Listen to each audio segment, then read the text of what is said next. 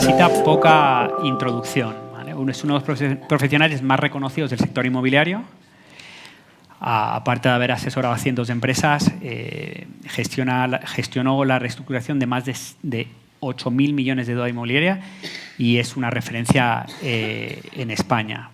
Desde 2002 fundó IREA y cuando lo vende a Colliers, pues se queda como director ejecutivo y presidente.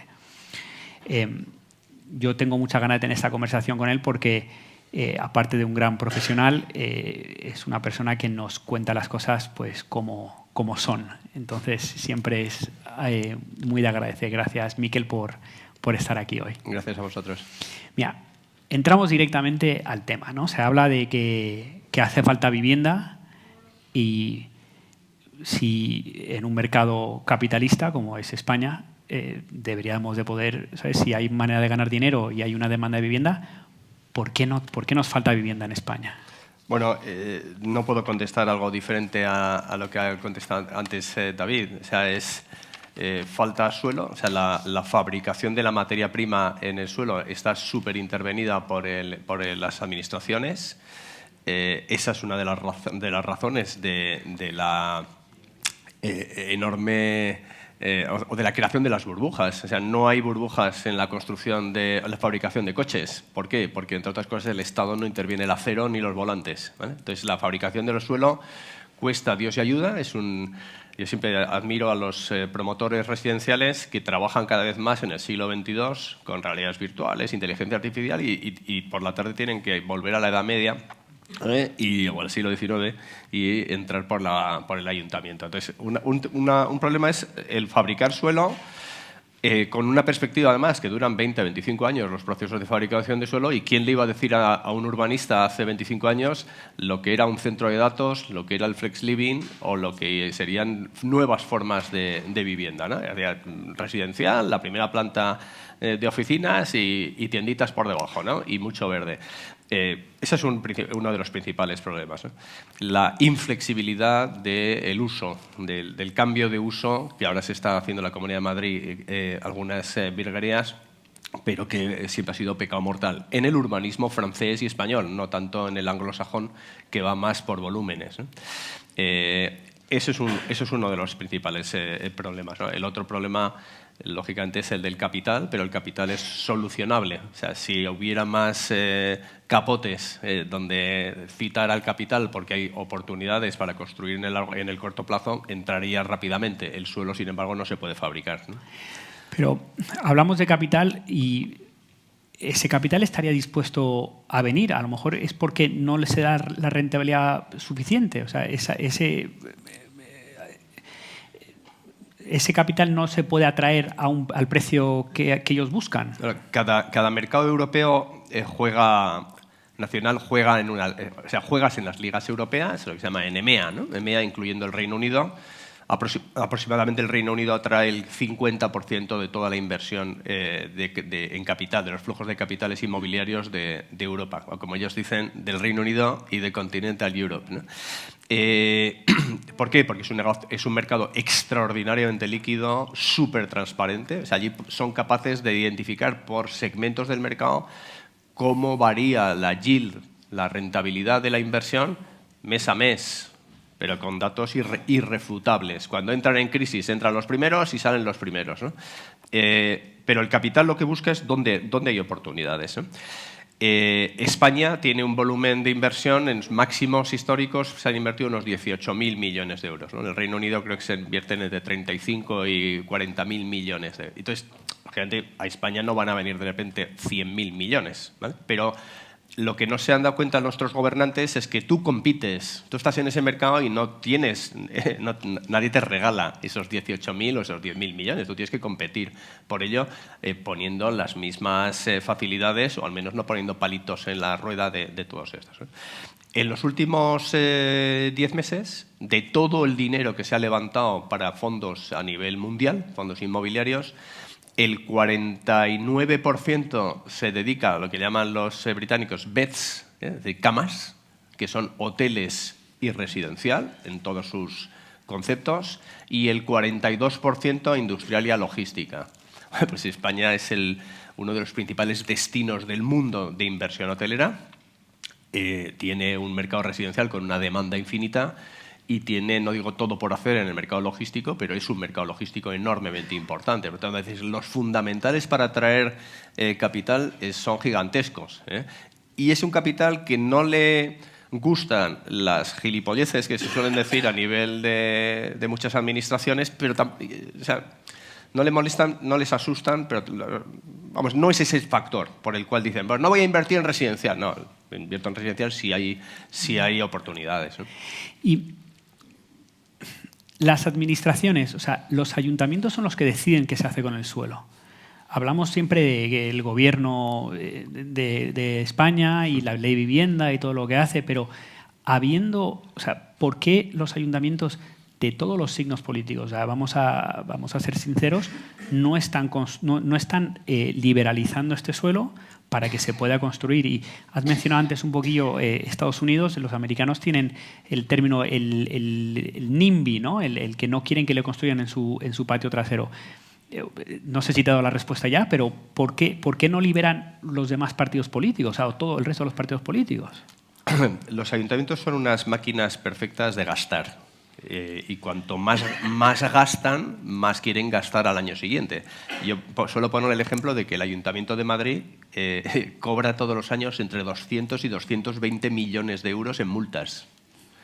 Si todos condujéramos fenomenal, el Ayuntamiento de Madrid tendría un gravísimo problema. ¿De dónde saca esos 200 millones? Es decir, se han convertido todas las administraciones en gestores de presupuestos crecientes, sin límites. Ninguno de ellos se plantea, oye, pues a lo mejor debería facilitar la conducción de los madrileños y ahorrarme 200 millones en gastos, ¿vale? El principal especulador que ha habido en suelo en España han sido los ayuntamientos.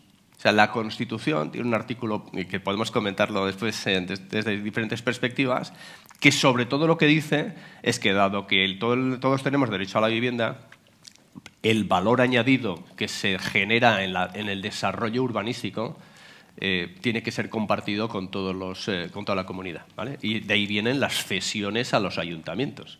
Entonces, los ayuntamientos, ¿qué es lo que han hecho tradicionalmente? Financiar sus gastos corrientes vendiendo suelo. En procesos de subasta donde lo han vendido al más caro. Yo a EDAS no le tasaría yo de especulador. Compra su suelo, se acierta o se equivoca y tira para adelante y hace casas, ¿vale? Y si se ha equivocado, pues lo intenta vender pues al mismo precio o perdiendo poco. Pero el ayuntamiento recibe un maná, un regalo del cielo, y lo pone en subasta y al precio, al mejor postor, ¿vale? Entonces, han sido, y cometen cosas en que se empecinan. O sea, acaba de vender el Ayuntamiento de Madrid en Valdebebas suelo para terciario, de uso terciario, para el desarrollo de unos 2.800 unidades de Flex Living al equipo, al fondo de Juan Pepa, ¿vale? Se lo ha vendido a 500 euros de repercusión, ¿vale? Nosotros estamos haciendo operaciones en Valdebebas con el mismo suelo entre 900 y 1.100 euros. ¿Pero por qué ha hecho eso? O la pregunta es, ¿por qué se lo ha vendido? Y no ha hecho una colaboración público-privada, pues porque necesita la pasta. Es decir, los ayuntamientos no liberan el suelo porque no ven la necesidad de hacerlo, ¿vale? Lo necesitan. Sin embargo, la Comunidad de Madrid sí ha hecho cosas inteligentes, en el sentido de decir, oye, pues voy a flexibilizar los usos. Antes de ayer, por ejemplo, resultado, una política que no cuesta dinero, se va a poder hacer vivienda protegida sobre suelos de usos de oficinas. Y eso lo aprueba la Comunidad de Madrid. Antes de ayer anunciamos que hemos cerrado una operación en Valdebebas para desarrollar 454 viviendas protegidas sobre suelo de oficinas. O sea, de la nada, entre la comunidad, el inversor, la propietaria y unos consultores raros que pasamos por allí, hemos hecho una operación sobre derecho de superficie entre privados a 78 años para desarrollar 454. Esas son las políticas inteligentes, ¿vale? Pero esa es la excepción. Perdona, es que puedo entender que la excepción, que tengas un gobierno central que no sepa hacer esto, pero no sé cuántos ayuntamientos hay en Madrid, pero son en España hay miles. O sea, ¿cómo es posible que no haya ayuntamientos por ahí que sean capaces de tener esa visión para ya no solo ayudar al país, a sus ciudadanos, pero que pues, ganar algo de dinero, porque también seguro que pueden ganar dinero con esto. Hay dos tipos de suelo público. Cuando tú pasas por Raimundo Fernández de Villaverde durante muchísimos años, decías, ¿pero qué hace este cuartel aquí? Ahora pasas por Joaquín Costa y sigues diciendo, ¿qué hace este cuartel aquí? Eso lo aprendí cuando fui asesor en tiempos prehistóricos en el Plan Estratégico Inmobiliario del Ministerio de Defensa. Chulísimo. Descubres, por ejemplo, que tenemos, dices, a ver, suelos que hay en España, propiedad del Ministerio de Defensa. Bueno, pacientes, dices, origen de esos suelos, ¿no? Cesiones, expropiaciones, Melilla y Ceuta, origen, conquista. Estamos en un buen ámbito para recordar eso. Bueno, pues hay dos tipos de suelos. Suelos demaniales, que tienen asignado un uso, muchos de ellos por expropiación o por cesiones, y entonces esto está dedicado pues, a un hospital, ¿vale? Y suelos patrimoniales. Son propiedad ya siguen siendo igual de propiedad, pero no tienen un uso adscrito, ¿vale? Tú no puedes vender un uso demanial, un suelo con un uso demanial, tienes que desafectarlo. La desafectación de ese uso requiere un expediente de la de Dios, ¿vale? Afortunadamente, en ese trabajo que hicimos para el Ministerio de Defensa, metimos de tapadillo una modificación en la ley de acompañamiento del año 99 en el que nos cargamos el derecho de reversión. No nos cargamos, que no nacía el derecho de reversión si había dedicado a ese uso en 30 años o lo dedicabas a usos sociales, es decir, a vivienda protegida, ¿vale? Entonces, gracias a eso, el proceso ya no es demencial, porque no te salen reversionistas por ningún sitio, ¿vale? Pero ese es un proceso lentísimo. Y los políticos, salvo en ayuntamientos donde tienen perspectiva de permanecer eternamente, ¿vale? Que son los únicos que hacen cosas. ¿Vale? El Ayuntamiento de Bilbao, el PNV piensa que es eterno, y gracias a esa idea, que es bastante cierta, pues ha podido hacerlo de Bilbao Ría 2000. El Ayuntamiento de Málaga también ha podido planificar a largo plazo. En su momento el Ayuntamiento de Barcelona y cada vez más el Ayuntamiento de Madrid. Pero la visión de un político, desgraciadamente, es la que es. Yo entro, entre que me entero, gestiono, ahorita tengo 3 años. Y en 3 años el cambio de suelo no me luce. Tengo que hacer otras cosas que me luzcan, ¿vale? Y esas son las dos razones por las que no se libera el suelo. Por eso en Oriente Medio se construye con tanta facilidad, porque sí que está empezando a largo plazo. En Oriente Medio lo que hacen es destruir cosas, ¿no? Perdón, en Oriente Próximo. Interesante. Entonces, ¿cómo salimos de esta? Si el gobierno central va por el camino equivocado y los ayuntamientos no tienen esa visión de futuro, ¿cómo salimos de esta? Yo te iba a preguntar, si tú fueras emperador de España, ¿qué harías? O sea, creo que mataría a la mitad de la población. Bueno, pruebas aparte. La vivienda, y eso es un problema para todos los que trabajamos en el sector, se ha convertido en una herramienta muy fácil, política, de muy fácil manipulación, ¿vale? Oye, qué curioso que con la Constitución de 78 han pasado 22 y 24, 46 años, ¿no? La izquierda española ha descubierto que la vivienda es un derecho constitucional. Pues durante 42 años te importa un bledo, ¿vale? De hecho, tu interpretación del derecho constitucional es errónea y manipuladora, ¿vale? Pero hay una capa de la población que tiene una enorme frustración porque no puede acceder a vivienda o porque no puede acceder a la vivienda, que es muy manipulable. Y por lo tanto, eso es un coto para ganar votos.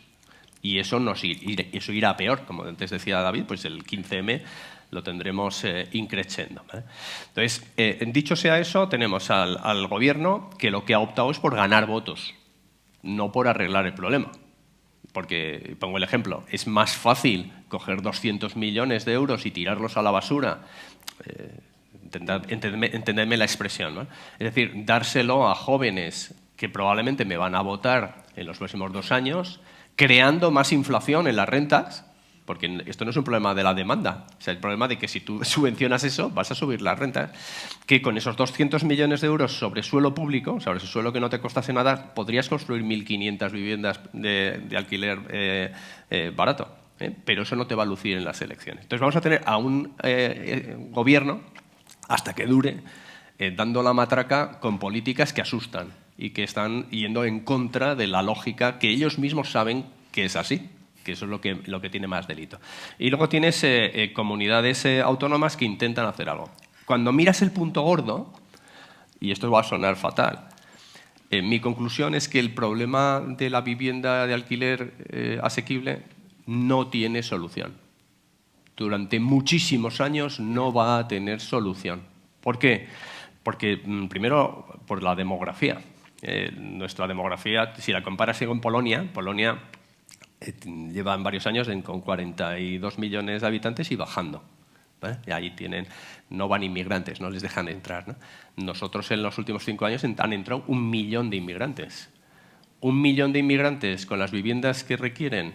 El problema no es de los inmigrantes, hasta que a algún animal se le ocurra pensar que aplicar a los inmigrantes lo mismo que los apartamentos turísticos. O sea, pero entran 1 millón de inmigrantes a trabajar en España que demandan vivienda, más la necesidad de emancipación de los propios jóvenes.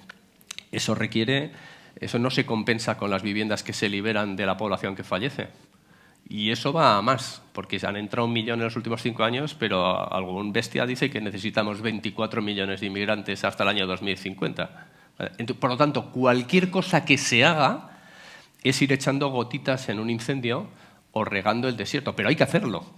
Es decir, se haga lo que se haga la política inteligente que se haga, el problema va a seguir allí en los próximos 15 años. Eso es para mí la mala noticia.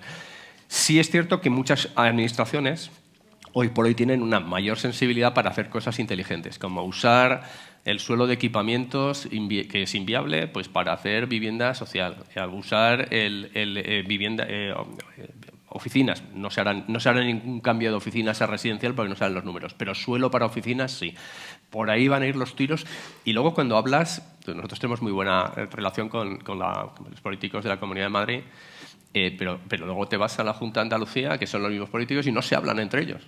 Ni siquiera se copian. Nosotros hemos propuesto al Partido Popular, un poco de cachondeo, pero es cierto que lo necesitarían, hacer una universidad inmobiliaria del Partido Popular. Pero, joder, meteros en agosto en algún sitio y hablar entre vosotros. Es decir, vamos a mejores políticas, pero para mí, y eso es duro decirse a los jóvenes, es un problema que no lo puede resolver nadie en los próximos años. Les traemos a los políticos aquí y les explicamos todo rápidamente. Sí, seguro. Y entonces, no es, o sea, si gobierna la oposición, si gobierna el Partido Popular, ¿tampoco se va a solucionar? No, hay soluciones, no hay una solución, ¿vale? Y no hay atajos, ¿vale?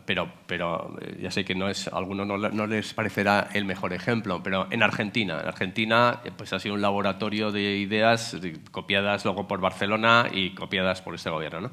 Se habían puesto muchísimas limitaciones y se habían congelado las rentas. Ha llegado Milei y ha dicho, liberalizo todo. Oye, que ha aumentado la oferta una barbaridad y que las rentas no han subido. O sea, esto es un problema de oferta. Entonces, ¿cómo se puede poner oferta? Si la tienes que fabricar, te cuesta de 3 años si tienes el suelo disponible, que no lo tienes, pues vale, entre 5, 6, 7 años. ¿Vale? Y las limitaciones que comentaba antes de ahí. Tienes el capital que tienes la mano de obra, o sea, tienes muchísimas cosas, mucho viento en contra. Joder, moviliza a los privados. ¿Cómo? Pues oye, que el contrato de alquiler es cierto que hace unos 10 años estaba desequilibrado en favor del propietario. A muy corto plazo, podía exigir muchísimas garantías. Eso se ha dado un vuelco y ahora hay un enorme desequilibrio en favor del inquilino. Y ya no digamos del que viene con el sello de vulnerable en la frente. Entonces tienes que volver a equilibrar esto, quitar límites y dar facilidades. O sea, ¿tiene sentido que yo le dé un botón hoy y pueda invertir 10.000 euros en un fondo, que por cierto estará ubicado en Luxemburgo o en las Islas Caimán, que invierte en armas, que vende armas a Ucrania o a quien sea? Oye, y tributa al 1%. Es que mejor dicho, el fondo tributa al 1%, si es que tributa, y yo no tributo hasta que no me den rendimiento. Sin embargo, si me compro una vivienda, que me están crujiendo por todos los lados, nos hemos vuelto locos. O sea, esa obsesión de meterle mano a la SEDAF, de meterle mano, o sea, moviliza a los privados. Darle seguridad jurídica en el largo plazo, darle seguridad de que... Antes de ayer participé en un seminario en Bilbao junto con el speaker o el Relaciones Públicas de la Autoridad de Vivienda Pública de Viena, ¿no? que es el modelo para toda la izquierda española, ¿no? Bueno, digamos que contrapusieron a una persona que era amigable y que hablaba de un modelo público y a un animal como yo que hablaba del modelo capitalista, ¿no? Pero el señor, que defendía su modelo, en mi opinión inaplicable en España, dijo una cosa que pasó inadvertida para la concurrencia, que decía, por cierto, si alguien no paga la renta, se le echa inmediatamente. Eso es... ¿De esa forma solucionarías el problema? No, pero aumentarías la oferta de privados, pues igual multiplicas por 3. O sea, ¿tú crees que la protección a los vulnerables y a los ocupas hoy es, aunque es, porque salen unos números, por empezar no sabemos exactamente cuántos ocupas hay, pero salen unos números diciendo que es irrisorio.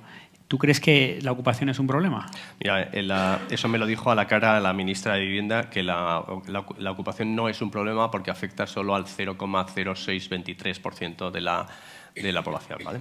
Y eso va a sonar, ya sé que es demagogia pura, ¿no? Pero pongo el ejemplo de cuánta gente muere en accidentes de tráfico. En accidentes de tráfico mueren al año 1000 y pico personas, ¿no? Sobre un parque de 24 millones de coches. Es irrisorio. El porcentaje es menor que la ocupación. ¿Qué hacemos? ¿Quitamos los semáforos? ¿Quitamos a la Guardia Civil? O sea, los problemas, el principal problema moral, en mi opinión, es que un Estado no defienda la propiedad privada, que defienda al delincuente. Para mí, yo no hago distingos entre un ocupa por necesidad o un ocupa por maldad. Oye, al Corte Inglés le pedimos que deje entrar a gente muerta de hambre y se lleve cosas del supermercado. ¿A que no? Entonces, a la ocupación hay que echarla inmediatamente, sea la que sea. Y si alguien considera que esa persona ha tenido mala suerte o es vulnerable, que coja el Estado y que lo pague.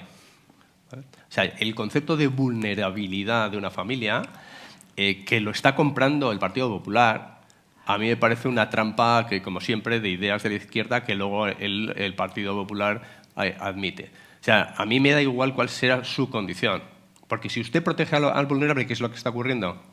Pues que se están quedando fuera del mercado, pues madres solteras, autónomos, gente que es vulnerable. O sea, el efecto es el contrario. Suelo poner el ejemplo de 1800 y pico, me parece que fue en la capital de Vietnam, hubo una plaga de ratas y entonces el Estado dijo, venga, pues voy a un penique por cada rata que maten, ¿no? la población. ¿Y cómo demuestras que has matado a la rata? Me traes el rabo y te pago el penique, ¿no? Entonces, ¿qué hizo la gente? Cazó ratas, les cortó el rabo y las soltó, o cogió ratas y las crió. Tuvo mucho más ratas. Entonces, la población de ratas se multiplicó por N.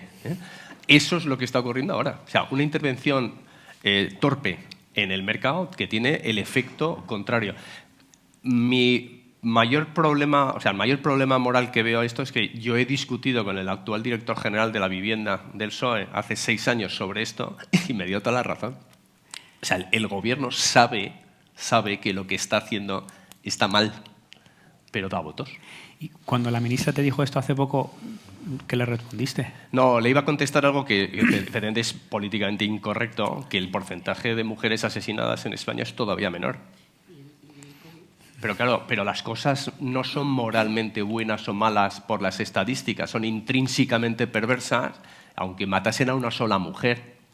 El Estado tiene que hacer lo que tenga que hacer para evitar ese horrible drama, ¿no? Y sin embargo, el tema de los ocupas, ¿qué pasa? Que es que le da votos. Y luego permite que campen a sus anchas organizaciones mafiosas como la Asociación de Inquilinas, que son unas mafiosas, y que van chantajeando por el lugar. Luego también todas las administraciones cometen el error, en mi opinión, bueno, el error voluntario. Nos hemos reunido con todas las fuerzas sociales. ¿Cómo que las fuerzas sociales? Tú para arreglar para mejorar el sector de vivienda, ¿con quién te tienes que sentar? Pues con la plana mayor de la Asociación de Promotores Inmobiliarios de Madrid. David, sí. Te tienes que sentar con BlackRock, Oaktree, Blackstone y todos estos fondos, que son el capital, y te tienes que sentar con la banca. Esos son los que te van a decir por dónde van los tiros. Pero no, si te pones con la asociación de cooperativistas de no sé cuántos, con el sindicato del no sé cuánto, bueno, es una farfollada, vamos. ¿Y la vivienda turística es un problema? La vivienda turística no es un problema hasta que te toca. Vamos a ver, la vivienda turística es un problema de seguridad,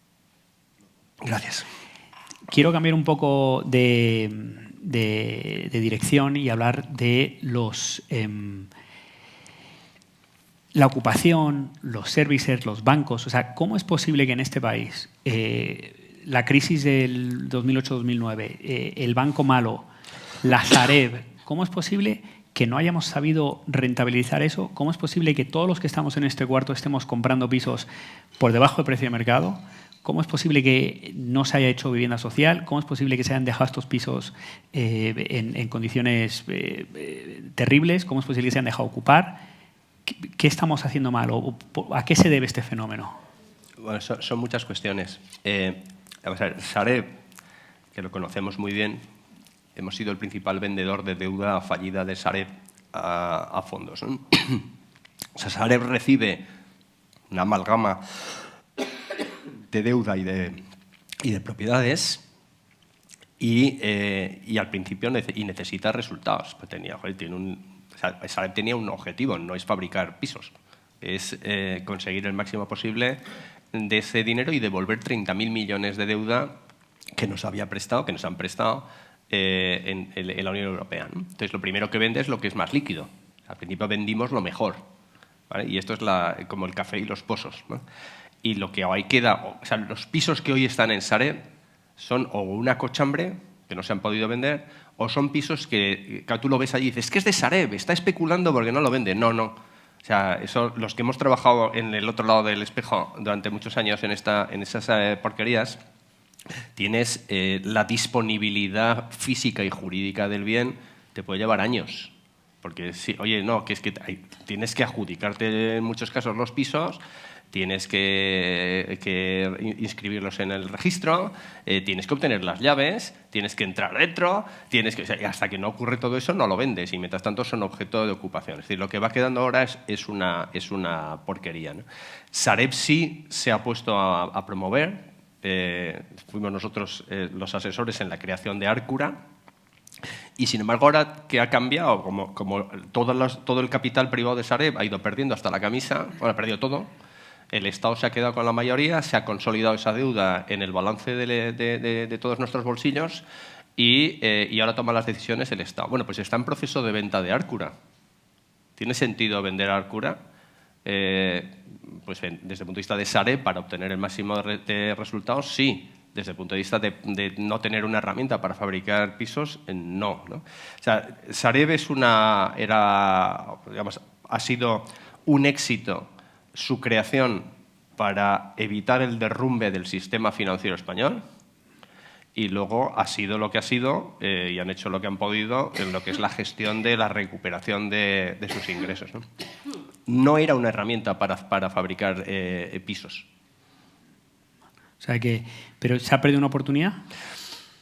Yo creo que a todo pasado se puede decir eso, pero cuando estabas en el año 2012 y te estaban mirando con lupa qué es lo que hacías y te estaban hablando de intervenirte... Es que no hay que olvidar, o sea, el sector inmobiliario que ahora decimos, no, subirá, parece que no tiene límite. El sector inmobiliario estuvo a punto de llevarse por delante a toda España.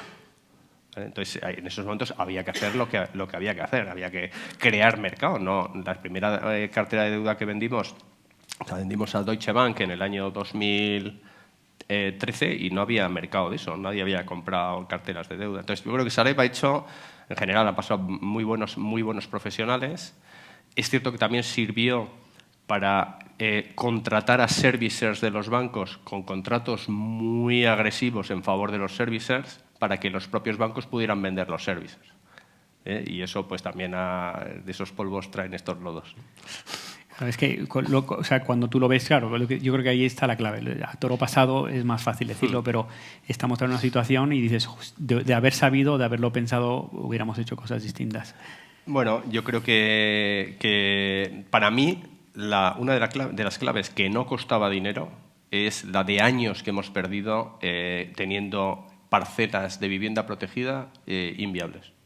Si imaginemos, yo solía poner un ejemplo a mis alumnos en el Instituto de Empresa. Imaginaos que en cada desarrollo urbanístico se obligase a hacer una plaza de toros y un aeropuerto. Joder, qué aberración, pero si no se necesita. Pero pues eso es lo que hemos hecho. O sea, todos los costes de urbanización, todas las infraestructuras, todo para decenas de miles de casas futuras y resulta que solo se podían hacer la mitad, que eran las libres, porque el resto se quedaban muertas de asco, porque se han quedado inviables. Para mí, el principal error achacable a los políticos ha sido la falta de valentía de decir, mira, año 2010, año 2012, vamos a actualizar el módulo para que sea viable y vamos a establecer un mecanismo, que es lo que se ha hecho ahora, que a futuro no dependa de la voluntad del político para incrementar ese módulo. Porque en Andalucía hay decenas de miles de viviendas potenciales a desarrollar sobre suelo de vivienda protegida que no salían los números y ahora no creas tú que salen. Siguen sin salir mucho, ¿no? Luego, en alquiler, seguimos conviviendo con la estupidez de que en Madrid se puede alquilar vivienda protegida al 5,5% de rentabilidad sobre el precio del módulo sobre metro cuadrado útil. ¿Salen los números con eso? Depende. Cuando los tipos de interés están bajos, pues sale. Y cuando están altos, no sale. Y con la trampilla de que puedes alquilar las plazas de garaje como si tuviesen 25 metros cuadrados útiles, te sale en general. Pero es que en Valencia estaba al 3%. Y en Andalucía lo acaban de subir, me parece que no sé si al 4,5 o al 5. Y yo, ¿qué coño? ¿Queréis poner todos el mismo porcentaje? Lo que sería más inteligente es, ¿queréis poner un porcentaje que tenga que ver con la rentabilidad del bono español a 10 años? Que si el bono está al 2%, pues igual puedes hacer el negocio al 4%. Dice, pero si está al 7, tendrás que poner eso que sea al 12. No sé, al menos homogeneizar. Eso ha sido por falta de voluntad y valentía de los políticos y eso pesa mucho más que el Sareb o que toda la inoperancia de las administraciones. ¿Habría que armonizar las políticas de vivienda? Yo creo que todos los que estamos en el sector tendríamos que coger, o sea, hacer un compendio de los... Creo que hace años alguien hizo el análisis de que el sector de la vivienda se manejaba con 37.000 normas legales diferentes. Supongo que desde entonces hasta ahora estaremos en 40.000. O sea, hay que desregular. Hay que quitar hay que meterle a inteligencia artificial y decir, oye, todo lo que sea incompatible y tal, detéctame todas las incongruencias. O sea, hay que simplificar. Y luego dices, y además homogeneizar, ¿vale? Pero eso es imposible. Porque a alguien se le ocurrió en la Constitución delegar esto en los ayuntamientos. Entonces, al menos por comunidades, yo creo que sí, y la ley Omnibus en Madrid va en esa vía, decir, hoy vamos a simplificar, vamos a quitar palitos, pero es insuficiente, o sea, habría que hacer más. ¿Y qué hacemos con el artículo de la Constitución que dice que la vivienda tiene que ser un bien social y que todo lo que se gane es para todos? Bueno, primero habría que explicarlo bien, ¿vale? También tenemos un artículo que dice que todos tenemos derecho a la vida y no le demandamos al gobierno si nos morimos, ¿no? O hay otro artículo que te dice que todos tenemos derecho a la movilidad geográfica y no por eso exigimos que Iberia ponga los billetes gratis, ¿no? O sea, en la Constitución hay derechos fundamentales y hay derechos, digamos que orientadores de la política pública. En los derechos fundamentales está el de la propiedad privada y está el de la libertad de empresa.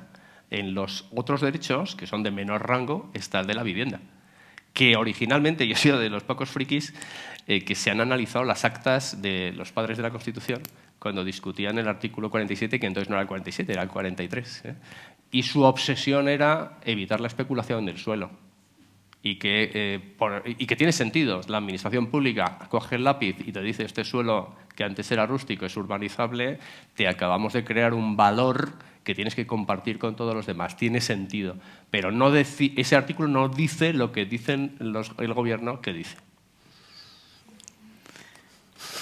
Es que, o sea, claro, cuando me has dicho que te has leído las actas ya no sabía ni por dónde ir. Entonces, vuelvo un poco para cerrar el círculo. Imagínate que mañana eres el jeque de España, porque no te voy a decir ni ministro de Vivienda, el jeque de España. Hemos hablado de homogeneizar, utilizar la inteligencia artificial para quitar eso. Hemos hablado de regular. ¿Qué otras cosas deberíamos de hacer para solucionar el problema? Porque es el problema de la vivienda. Pues las mejores políticas que puede hacer un gobierno son aquellas que son palancas. O sea, en lugar de cogerte 200 millones y gastarte 200 millones en subvenciones, es decir, bueno, ¿qué puedo hacer con ese dinero que con 200 millones movilice 20.000? ¿Vale? O ¿qué puedo hacer que no cueste dinero que movilice a la gente? ¿Vale? Yo lo primero que haría sería cargarme la ley de la vivienda, ¿vale? Derogarla, hacer una legislación enormemente agresiva contra los ocupas, ¿vale? Dar seguridad legal al desarrollo de suelo, para que no se pueda tumbar los desarrollos urbanísticos por gángsters o por gente que no tiene nada mejor que hacer que tumbarlos, ¿no? El enorme coste, Alcobendas, ¿no? Se acaba de paralizar, o se apareció el año pasado, el desarrollo de 8.000 viviendas, porque es que el talud que se va a hacer en no sé dónde, pues Ecologistas en Acción, ostras, pues hay coste social que tiene eso. Cuarto, me cargaría el Ministerio de la Vivienda, que no sirve para absolutamente nada, ¿no? Intentaría a nivel autonómico hacer una mesa de consenso autonómico, pues para copiar las mejores prácticas que hubiera y utilizar al ICO para financiar bien, de verdad, no timoratamente, como está anunciando ahora que va a financiar. ¿En qué sentido? Pues si AEDAS hace promoción de vivienda asequible, que no se la va a quedar ella, al final se le va a quedar un fondo, ¿vale? En lo que las rentabilidades están muy ajustadas, pues el Estado puede garantizar o subvencionar parte del tipo de interés del préstamo que va a estructurar el propietario de largo plazo, de tal forma que sea predecible y muy barato. ¿Por qué? Porque es que eso es menos costoso que subvencionar y es una herramienta enormemente interesante. Por ejemplo, otra cosa que estuvieron buscando algunos grandes tenedores, ¿eh? Oye, ¿usted quiere que yo tengo un parque de 50.000 viviendas? ¿Usted quiere que yo ofrezca alquileres sociales? ¿Vale? Que el Estado me garantice que los cobro y los bajo. ¿Por qué? Porque si el Estado me garantiza que los cobro, yo puedo titulizar las rentas futuras con el rating del Gobierno de España. Por lo tanto, me puedo financiar mucho mejor. Dice, ¿y eso le ha costado a alguien? Pues el Estado tiene que analizar cuál es el porcentaje de morosidad, que igual es el 5% de las rentas y que luego pues, puedes ir contra ellos. O sea, ese tipo de herramientas mucho más interesantes. Por ejemplo, más cosas. Para facilitar que los jóvenes accedan a la vivienda, en lugar de darles una subvención, ¿no sería mejor pagar la póliza de seguros de alguien que te asegure que si el joven no paga, ese le paga al banco? ¿Por qué? Porque tu riesgo no es el 100% de lo que estás subvencionando. Tu riesgo es, me parece que el porcentaje de morosidad de los jóvenes está en el 5 y poco por ciento del total. Es decir, con muy poco dinero, con 1.000 millones de euros, pues podrías estar dando ayudas por 20.000 millones. Es decir, ese tipo de cosas son las que yo analizaría muy desde el mundo financiero, ¿no? Me encanta. Mikel Echavarren, señores y señoras, muchas gracias, de verdad. Gracias.